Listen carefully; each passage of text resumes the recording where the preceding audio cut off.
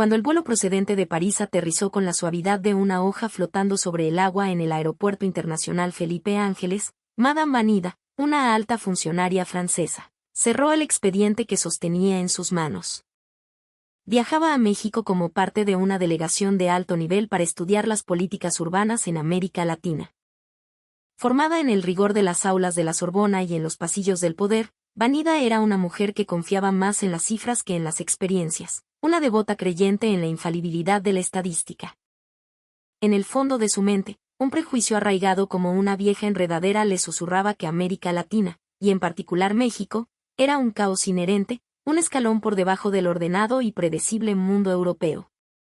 A pesar de la vasta cantidad de información disponible en línea, no se había molestado en investigar a fondo sobre México antes de partir. La única imagen que persistía en su mente provenía de los titulares sensacionalistas de la prensa internacional. México, un estado fallido, un territorio asediado por la violencia, un laberinto de barrios marginales y un infierno de tráfico vehicular. Por lo tanto, había asumido, con la certeza de un axioma matemático, que la atmósfera social sería tensa y la vida de sus habitantes, una lucha diaria por la supervivencia. Sin embargo, la realidad mexicana estaba a punto de colisionar frontalmente con sus preconcesiones. Una tarde, en el corazón palpitante del Zócalo de la Ciudad de México, una multitud heterogénea levantó la vista al unísono hacia el cielo. En ese instante, Vanida, arrastrada por la corriente colectiva, también alzó la mirada y tragó saliva. Los rostros de la gente, iluminados por una sonrisa compartida, se concentraban en un mismo punto en el firmamento. Esa imagen, esa comunión silenciosa y expectante, fue la primera grieta en el muro de sus prejuicios. Antes de este viaje, había visitado otra gran economía emergente, una experiencia que había sacudido profundamente su fe ciega en los números. El dossier que llevaba entonces estaba lleno de cifras ordenadas, tasas de urbanización, salarios promedio, índices de criminalidad y penetración de servicios públicos. Pero la ciudad que presenció con sus propios ojos era un universo paralelo. Los censos de población en las grandes metrópolis no coincidían con la realidad de los residentes. Una marea de migrantes internos sin registro oficial impulsaba la economía mientras que las ciudades medianas se vaciaban de jóvenes. Las zonas marcadas en los mapas con un color oscuro, indicando un crecimiento pujante, eran en realidad hileras de locales comerciales con el letrero de "se renta". El entorno habitable era igualmente engañoso. En el corazón de la urbe, antiguos enclaves rurales, devorados por una expansión voraz, se habían convertido en laberintos de callejones estrechos donde los cables eléctricos colgaban como lianas y los sistemas de drenaje eran un lujo inexistente. Los habitantes de esos lugares eran trabajadores informales, fantasmas estadísticos cuyas vidas no aparecían en ningún informe oficial. Los números se promediaban, pero la realidad estaba fragmentada. Vanida había trazado línea tras línea en su cuaderno, frustrada. No es que los datos fueran falsos, sino que la metodología de medición podía alterar por completo la perspectiva. Los estándares de recolección, el momento preciso de la muestra, los detalles omitidos. Todo se acumulaba, creando un abismo cada vez más profundo entre el documento y la realidad. Entender que los opulentos centros comerciales y los viejos edificios, oscuros incluso a plena luz del día, formaban parte de la misma ciudad era una tarea imposible si uno se limitaba a leer informes. Por primera vez, lo había comprendido. Para su siguiente destino, México, Vanida se recordó a sí misma, los números son solo pistas, las respuestas están en las calles. Al mismo tiempo, una profunda inquietud anidaba en su corazón. Si México era realmente el lugar de alto riesgo que pintaban los medios, por muy avanzado que fuera su desarrollo, la ciudad seguramente se sentiría agotada, crispada, al borde del colapso. Sentada en el vehículo que la llevaba desde París, cerró los ojos, ajena a que la primera imagen que vería al aterrizar pulverizaría sus temores de un solo golpe. En el instante en que sus pies tocaron el suelo del Aeropuerto Internacional Felipe Ángeles, AIFA, Vanida se detuvo en seco, asombrada. La terminal, vasta y moderna, bullía de gente, pero el suelo de baldosas pulidas brillaba como un espejo, sin un solo trozo de papel a la vista. Incluso las barandillas de cristal estaban inmaculadas. En los aeropuertos europeos, como Charles de Gaulle, incluso con personal de limpieza visible, los botes de basura a menudo rebosaban, y una atmósfera de penumbra y suciedad era la norma. Recordó un aeropuerto en China, opulentamente decorado pero con polvo acumulado en las esquinas y botellas de plástico esparcidas por el suelo.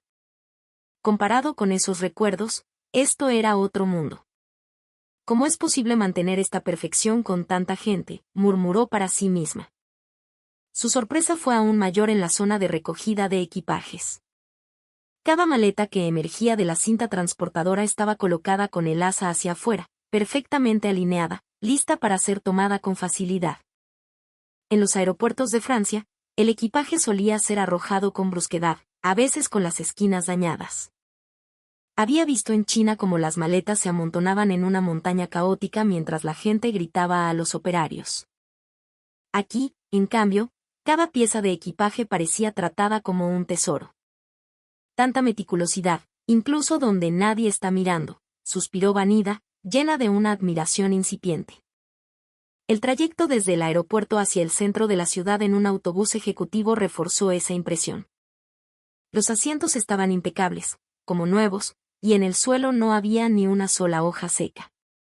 El conductor, con una sonrisa genuina, saludaba a cada pasajero con un bienvenido a bordo y un ligero asentimiento de cabeza.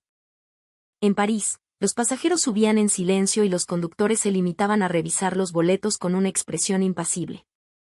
Los autobuses que había tomado en China, aunque rápidos, eran una sinfonía de bocinazos y frenazos bruscos que zarandeaban a los pasajeros. En contraste, este vehículo se deslizaba por el asfalto con una suavidad y una puntualidad asombrosas. Vanida miró su reloj y no pudo evitar sonreír. Un sistema de transporte público tan preciso y confortable. Al llegar al hotel en Polanco, el recepcionista se puso de pie, hizo una leve reverencia y dijo: «Bienvenida sea usted a México». En los hoteles de categoría media en Francia, el personal solía entregarle la llave con una expresión de aburrimiento. Recordaba los vestíbulos ostentosos en China, donde los empleados gritaban la información a través del mostrador. La discreta y humilde hospitalidad mexicana, tan diferente de ambos países, le dejó una profunda impresión. Al entrar en su habitación, encontró el pijama doblado con esmero sobre la cama y los artículos de aseo dispuestos en un orden perfecto. El baño incluso contaba con un inodoro con función de bidé de agua tibia. Comparado con los baños sin asiento que había encontrado en algunas zonas de China, o con la rudimentaria simplicidad a la que estaba acostumbrada en Francia, esto era otro universo. «¿Qué nivel de sofisticación tan normalizado?», exclamó en voz alta.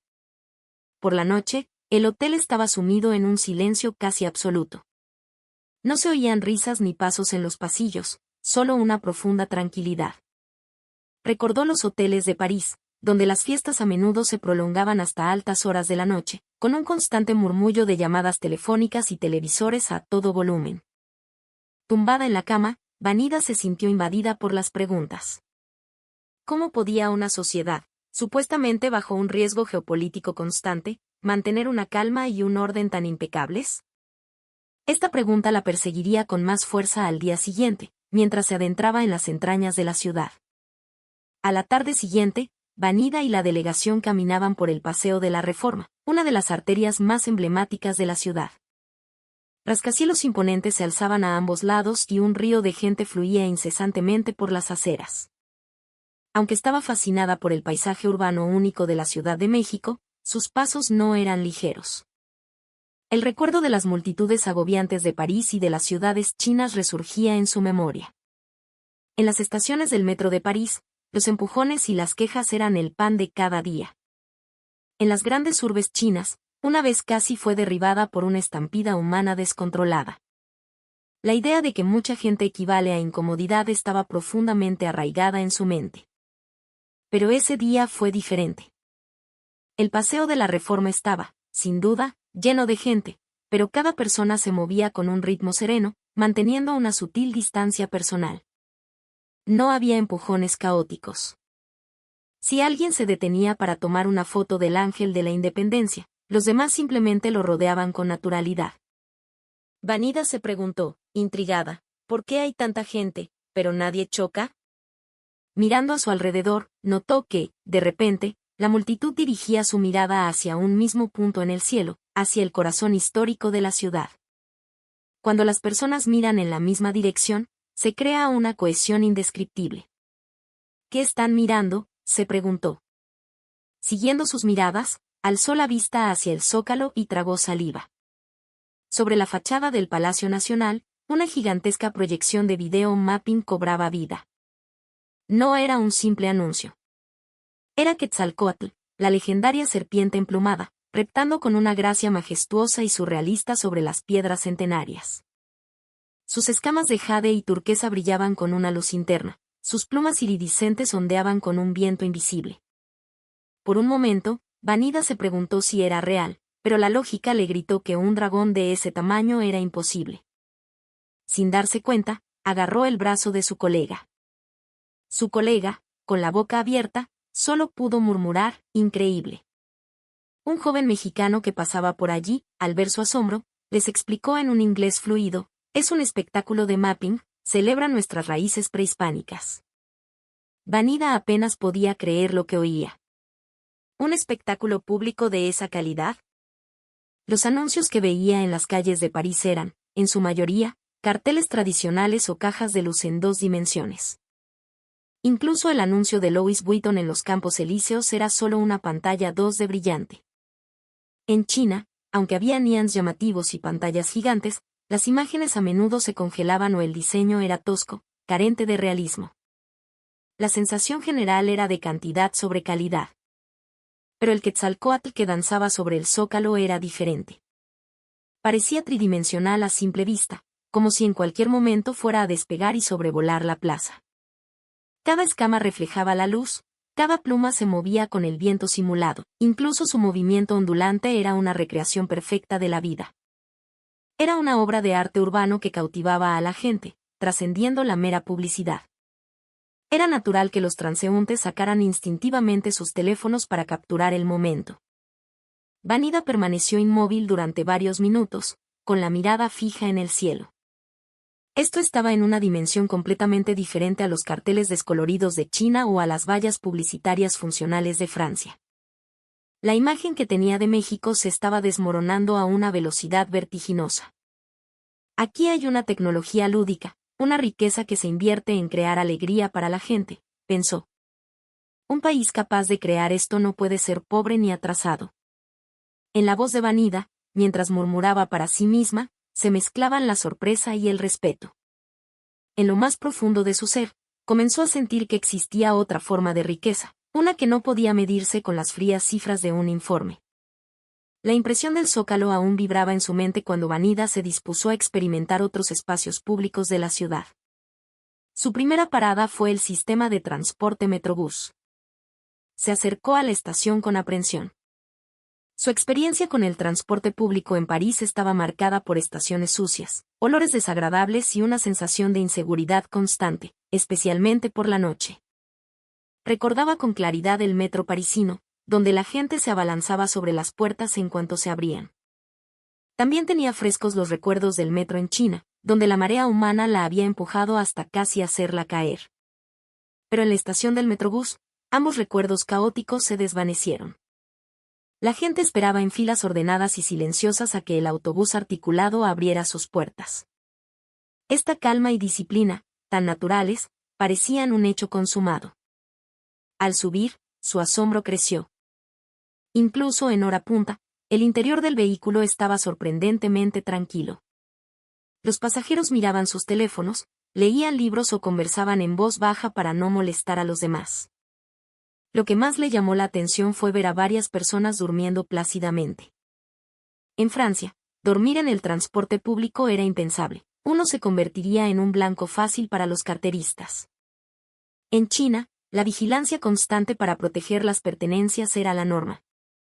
Pero aquí, en la Ciudad de México, la gente podía cerrar los ojos con confianza, incluso sentada junto a extraños. Vanida sintió una profunda admiración por esa sensación de seguridad. Notó entonces un letrero distintivo: los primeros vagones eran de uso exclusivo para mujeres y niños. El vagón rosa. Era una política pública tangible, una solución de urbanismo social diseñada para proteger a las mujeres, algo que nunca había visto implementado con tanto rigor en Europa. Era la antítesis de un Estado fallido, Era una señal de una sociedad que se preocupaba activamente por sus ciudadanos más vulnerables. Por la noche, esa impresión se hizo aún más fuerte. Caminando por las bulliciosas calles de la colonia Roma, con sus luces de neón y el murmullo de la gente llenando el aire, lo que más capturó su atención fue la cantidad de mujeres jóvenes que caminaban solas. Llevaban sus teléfonos en la mano, escuchaban música con auriculares y paseaban por la noche con una alegría despreocupada. Esa escena era casi imposible en París o en Shanghái, donde una mujer sola por la noche es considerada un acto de riesgo que requiere una alerta constante. Aquí, sin embargo, todo el mundo parecía disfrutar de la vida nocturna con una naturalidad pasmosa. Vanida se detuvo y respiró hondo. La seguridad otorga una libertad inmensa, pensó. La tensión que soportaba en su vida cotidiana en Francia y China se había disipado en el aire de México. En su mente, la definición de riqueza comenzaba a reescribirse silenciosamente. Al día siguiente, exploró el siguiente nivel del urbanismo mexicano, el cable bus. La delegación se dirigió a una de las líneas que conectan las zonas altas y populares de la ciudad. Mientras la cabina se elevaba silenciosamente, dejando atrás el bullicio de las calles, Vanida sintió que se adentraba en otra ciudad. Abajo, los techos de las casas formaban un mosaico de colores, y la vida comunitaria se desarrollaba en patios y canchas de fútbol. No era la imagen de un barrio marginal caótico y peligroso que esperaba, sino la de una comunidad vibrante y organizada, ahora conectada al corazón de la metrópoli. Desde el aire, vio cómo esta proeza de la ingeniería no solo resolvía un problema de transporte, sino que tejía un nuevo hilo en el tejido social, llevando dignidad y oportunidades a lugares antes aislados. Más tarde, en el centro, visitó una de las calles peatonales. Lo que antes era una arteria congestionada de tráfico ahora era un espacio sereno, lleno de cafés al aire libre, bancos y artistas callejeros. No había ruido de motores ni bocinas, solo las voces de la gente y una música suave. Esto antes era una avenida para coches, le explicó el guía. Vanida quedó asombrada. Incluso en París, las zonas peatonales se limitaban a eventos especiales o fines de semana. En China, las grandes avenidas siempre daban prioridad a los automóviles, dejando poco espacio para el esparcimiento humano. En la Ciudad de México, este enfoque centrado en las personas estaba integrado en la vida diaria. En su recorrido, Vanida se perdió en un cruce de calles. Se detuvo y le preguntó a un policía que estaba cerca. El oficial, con una amabilidad que la desarmó, no solo le explicó la ruta en un inglés mezclado con español, sino que le dibujó un pequeño mapa para asegurarse de que no se volviera a perder. Su sinceridad y calidez la conmovieron. Por la tarde, comenzó a llover.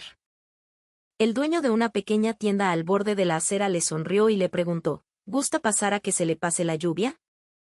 Vanida sintió que esta ciudad, con sus espacios amables y la calidez de su gente, era como un organismo vivo, lleno de vitalidad. Finalmente, se sentó en un banco y observó la escena. Niños corriendo seguros, una pareja de ancianos paseando tranquilamente, gente conversando animadamente en las terrazas. Aquí coexisten la seguridad, la comodidad y la vitalidad, escribió en su cuaderno. En Francia, para tener seguridad, a menudo sacrificamos la comodidad. En China, para priorizar la velocidad, el espacio para las personas desaparece. México parece haber logrado un equilibrio. Construir una ciudad no es solo trazar calles, es crear momentos felices para la gente. Vanida estaba cada vez más cerca de comprender una riqueza que no se podía medir con estadísticas, sino que estaba tejida con las experiencias de las personas. Tras su inmersión en las calles, Vanida y la delegación tuvieron una reunión en el gobierno de la Ciudad de México. Desde la enorme ventana de la sala de juntas, el horizonte de rascacielos parecía un símbolo del poder de la ciudad. Sin embargo, los funcionarios mexicanos no presentaron una imagen idílica. Hablaron con una franqueza sorprendente sobre los desafíos, la escasez de agua, la crisis de la vivienda, la desigualdad persistente y la necesidad de integrar a una población en constante crecimiento. Escuchando sobre el aumento de los hogares de ancianos que viven solos y la escasez de personal médico, Vanida sintió un escalofrío. La concentración de la población en una sola megalópolis era otro desafío monumental. Jóvenes y trabajadores de todo el país llegaban a la capital, vaciando otras regiones y sometiendo a la ciudad a una presión extrema en vivienda, transporte y gestión de residuos. Recordó las limitaciones de las estadísticas que había visto en China y asintió. La economía se puede medir con números, pero la interpretación del significado de esos números es completamente diferente, le había dicho una vez su superior. Esas palabras resonaban ahora con una fuerza inusitada. Detrás de la limpieza, la cortesía de la gente, la tecnología avanzada y las políticas urbanas, existían mecanismos económicos y fuerzas sociales que trascendían los datos. Los funcionarios explicaron las políticas de ciudad compacta y ciudad inteligente. La ciudad compacta buscaba integrar las funciones residenciales a lo largo de los sistemas de transporte público para evitar la expansión descontrolada, creando una estructura urbana donde tanto los ancianos como las nuevas generaciones con niños pudieran vivir cómodamente. La ciudad inteligente utilizaba la tecnología digital para mejorar la gestión del tráfico y la eficiencia de los servicios diarios, utilizando datos para aliviar la congestión y establecer mecanismos de información rápida en caso de desastre. En Francia, Smart City era un término de moda, pero Vanida se sorprendió al ver cómo en México ya se estaba aplicando sobre el terreno. Los desafíos son complejos, anotó, pero la ciudad sobrevive reorganizándose en torno a las personas.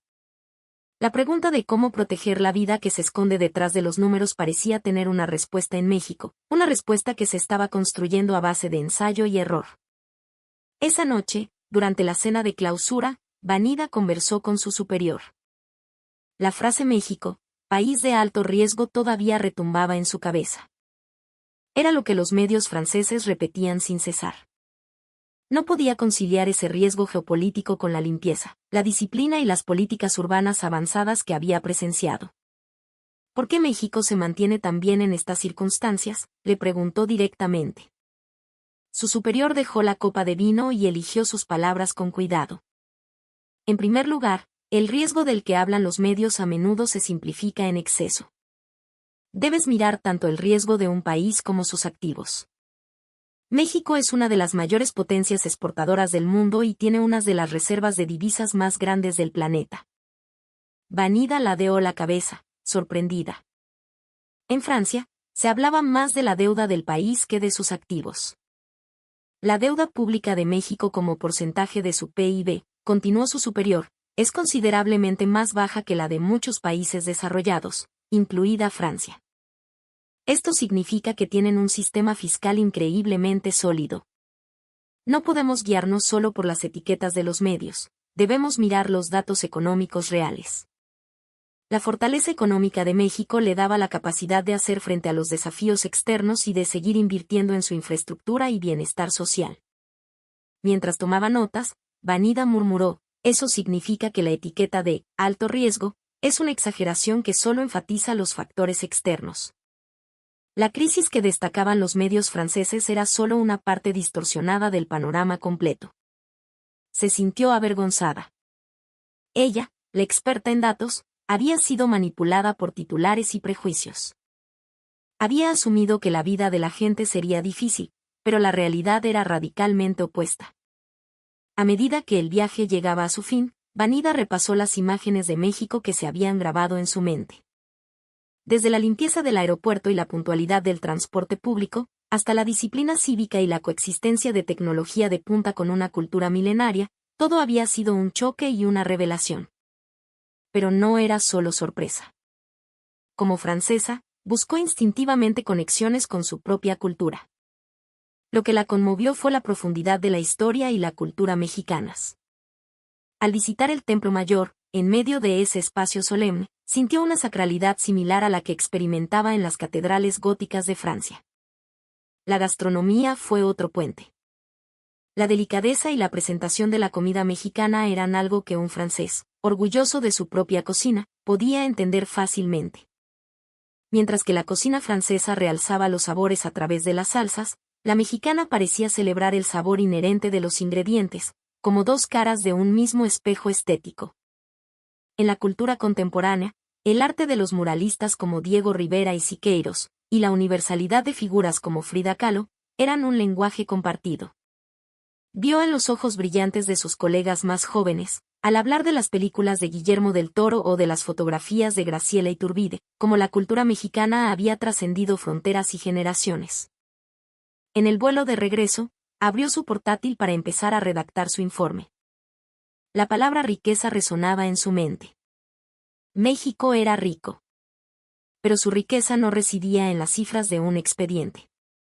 Estaba en la sonrisa del policía que le dibujó un mapa, en la generosidad del tendero que le ofreció refugio de la lluvia, en las filas ordenadas para subir al metrobús, en la seguridad que permitía a una mujer caminar sola por la noche. Estaba en la capacidad de proyectar a su Dios más antiguo sobre un palacio virreinal con la tecnología del siglo XXI. Pero lo que realmente he aprendido, escribió, es sobre esta atmósfera, esta disciplina y la bondad de la gente. Estoy feliz de haber venido a México. Cuando se dio cuenta de que la verdadera riqueza no estaba en las estadísticas, sino en el cuidado meticuloso y la calidez humana que impregnaban cada rincón de la ciudad, la etiqueta de país de alto riesgo se desvaneció por completo de su mente. Concluyó su informe con una frase que le salió del corazón, una verdad que había descubierto no en un documento, sino en las calles vibrantes de una nación incomprendida. México no es un riesgo, sino una oportunidad. Su verdadera riqueza no se mide en el PIB, sino en la forma en que trata a su gente. Su mayor